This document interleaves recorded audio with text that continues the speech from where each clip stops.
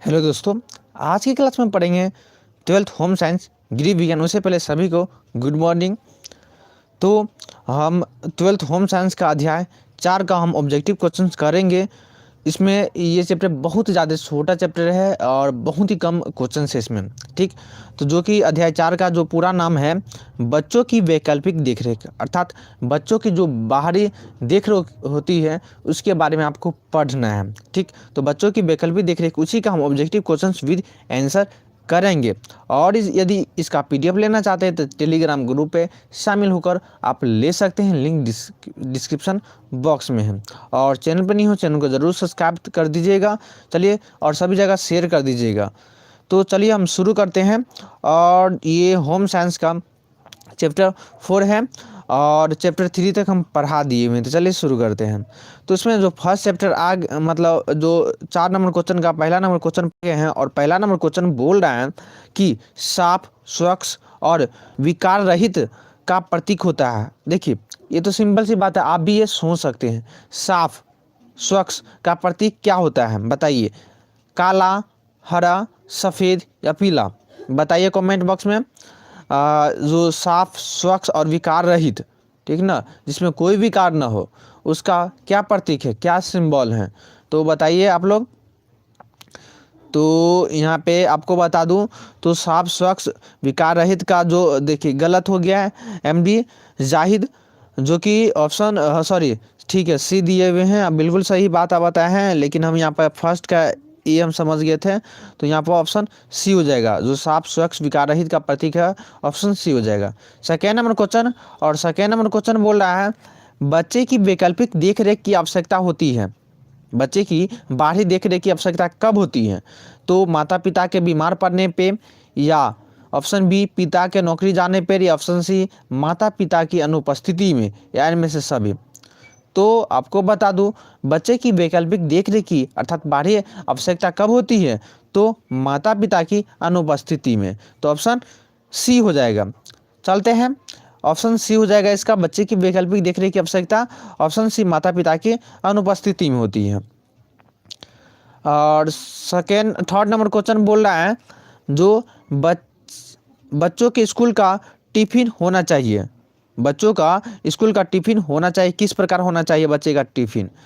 तो संतुलित होना चाहिए, बिल्कुल सही है, संतुलित अच्छा होना चाहिए, जिससे बच्चे स्कूल बैग पुस्तकें खराब ना हो, ये भी बिल्कुल सही है। प्रतिदिन भिन्नताएं भिन्न हो, मतलब विभिन्नताएं के लिए, अर्थात कहने का मतलब प्रतिदिन अलग अलग तरह के अलग अलग टाइप में भोजन मिलना चाहिए, ये भी बिल्कुल सही है। ऑप्शन डी इनमें से सभी, तो इनमें से सभी हो जाएगा। चलते हैं नेक्स्ट क्वेश्चन पे। और नेक्स्ट क्वेश्चन इसका बोल रहा है 4 नंबर क्वेश्चन बोला किसके द्वारा शरीर की सूक्ष्मतम इकाई, जो कि सूक्ष्मतम इकाई क्या है? सेल, मतलब कोशिका। कोशिका की रचना होती है किसके द्वारा? शरीर की सूक्ष्मतम इकाई अर्थात कोशिका की रचना होती है। ऑप्शन ए ऊर्जा के द्वारा, या प्रोटीन के द्वारा, खनिज लवण के द्वारा, या आयोडीन के द्वारा।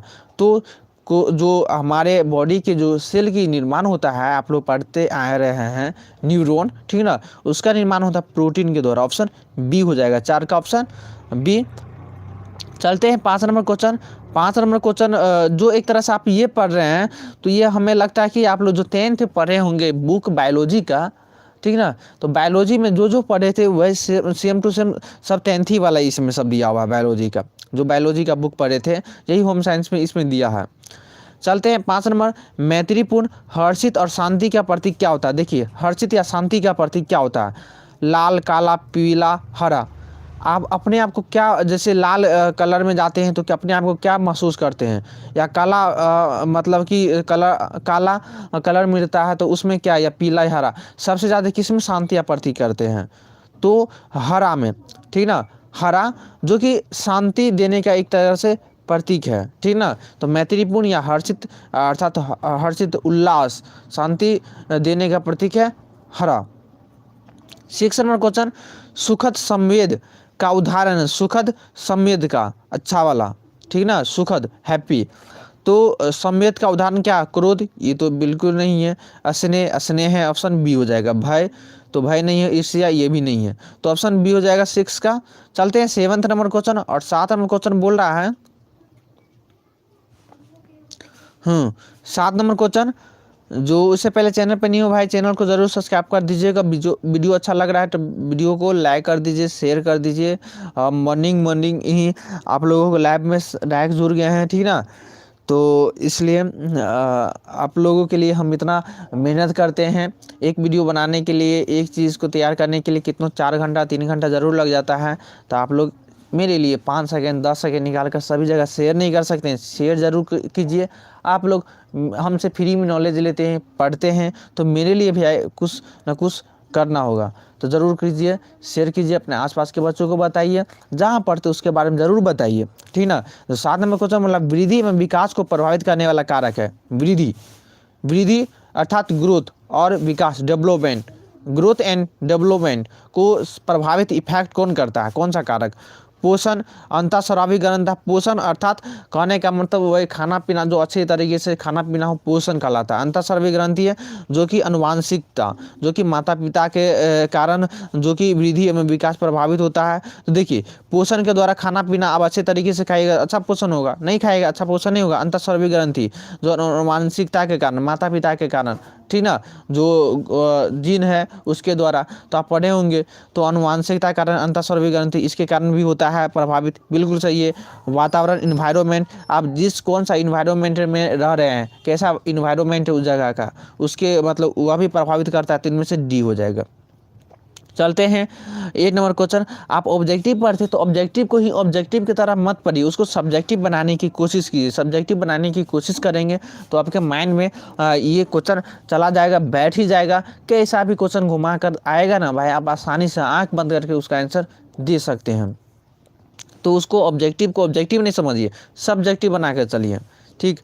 8 नंबर, उत्तेजक जिंदा दिल या रोमांचक का प्रतीक है। उत्तेजक या जिंदा दिल रोमांचक का प्रतीक क्या है? आप पढ़ते आए हैं, एक 10th में मतलब स्प्रेटम में वाला पढ़े थे, ठीक ना।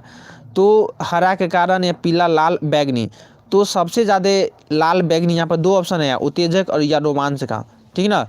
तो यहाँ पे लाल और बैगनी, तो बैगनी तो यहाँ पर होगा नहीं, लाल होगा, ऑप्शन सी हो जाएगा। उत्तेजक मतलब लाल जो रंग होता है स्पेक्ट्रम, जिसको क्या कहते हैं उसको, एक पढ़े होंगे इसी तरह, उसमें बत्ती जो सबसे ज़्यादा कोई लाइट जलाते हैं तो यहाँ से जाता है, तो सबसे ज़्यादा लाल जो बैगनी कलर होता है सबसे ज़्यादा मतलब जो कि उत्तेजक करता है, ठीक ना। तो रेड कलर, ओके। तो यहाँ पे रेड कलर हो जाएगा, ऑप्शन 8 का ऑप्शन सी हो जाएगा।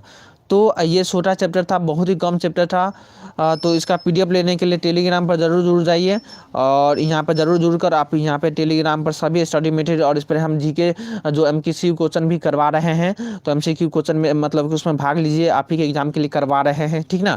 तो टेलीग्राम पर जुड़ जाइए, लिंक डिस्क्रिप्शन बॉक्स में है, फेसबुक पर है, जुड़ जाइए। इस पर बिहार बोर्ड का पूरा न्यूज इस पर डालते रहते हैं। वीडियो बनाने में टाइम लगता है, लेकिन हम इस पर फेसबुक पर जल्दी से डाल देते हैं, टेलीग्राम पर भी डाल देते हैं। तो दोनों पर मोस्ट आपके लिए बार बार बोल रहे हैं, इस पर जुड़ ही जाइए, ठीक। इंस्टा पर हमसे प्रश्न बात कर सकते हैं, इस पर जुड़ भी सकते हैं, नहीं भी जुड़ सकते हैं, चलेगा, लेकिन इस दोनों पर जरूर जुड़ जाइए।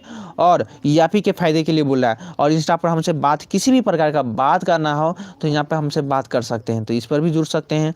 ट्विटर को फॉलो कीजिए, ना फॉलो कीजिए, चलेगा, लेकिन तीनों पर जरूर जुड़ जाइए, ठीक। तो आज का वीडियो कैसा लगा हमें कमेंट बॉक्स में ज़रूर बता दीजिएगा, सभी जगह शेयर कर दीजिएगा। तो आज के लिए इतना ही, धन्यवाद।